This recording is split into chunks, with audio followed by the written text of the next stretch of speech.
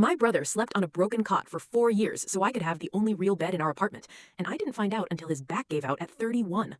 What I did when I found out, some people will call it too much. I call it 4 years too late. Marcus is the kind of man who fixes things quietly. When our parents died, car accident 2 weeks before my 16th birthday, he was 22. No inheritance, no safety net, just a lease, a little sister, and a decision he made without ever consulting me. He took every comfort and handed it to me without a word. I got the bedroom, the warm dinners, the winter coat that actually fit. Marcus wore the same 2 sweaters for 3 years. I thought he just didn't care about things like that. I was 16. I believed what was easiest to believe. The first, wait, what? Moment came from his old coworker at a birthday dinner years later, casually mentioning that Marcus used to pick up double shifts every weekend, every single one. I smiled and said nothing, but something cold settled in my chest.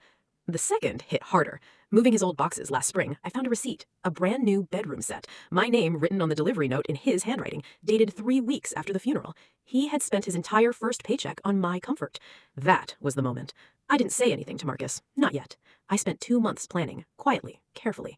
I called his doctor, researched the back surgery he'd been postponing for 2 years because of cost. I contacted his job about the promotion he'd submitted for and mysteriously never received a callback on. I pulled every thread.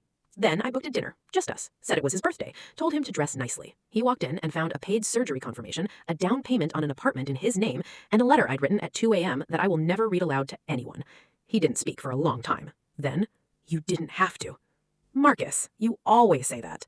He had the surgery, he got the promotion, he finally sleeps in a real bed. But sometimes I think about how many nights he spent on that cot, and I realize the debt I owe him has no ending, only installments. Tell me below, do you have someone in your life who sacrificed silently for you? Subscribe. Every story here is complete, whole, and real.